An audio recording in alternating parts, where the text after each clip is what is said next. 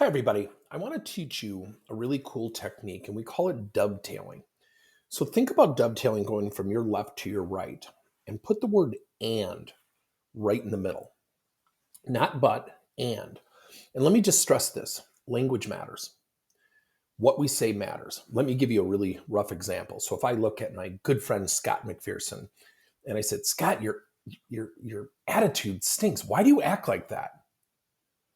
In that moment, he's going to have a reaction. He's going to have an emotional interpretation. It's probably not going to be calmness. It's probably going to be, I'm upset, I'm angry, he attacked me. And then we start to put our own narration and spin on it. Now, if I were to approach Scott and say, what are you going to do to positively engage with your teammates? And what's the first thought that just came to your mind?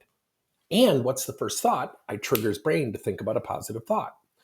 You will get vastly different answers. Now, when we get into dovetailing, you can also challenge someone and say, well, Scott, hypothetically, what if I were to tell you that I think you can increase your sales? How might you respond to that positively?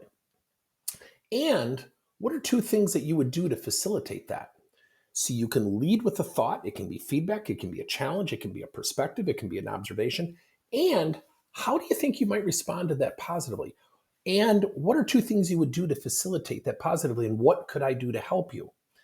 When you challenge and ask, and we call it dovetailing, lead with something, end it with a question, put the word and right in the middle.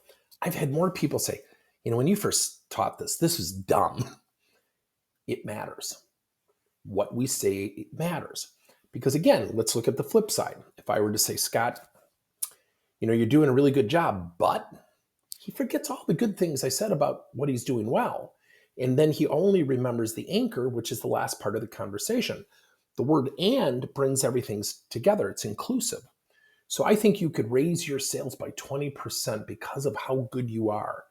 And I think about how you're going to go about doing that. What's the first two things that came to your mind?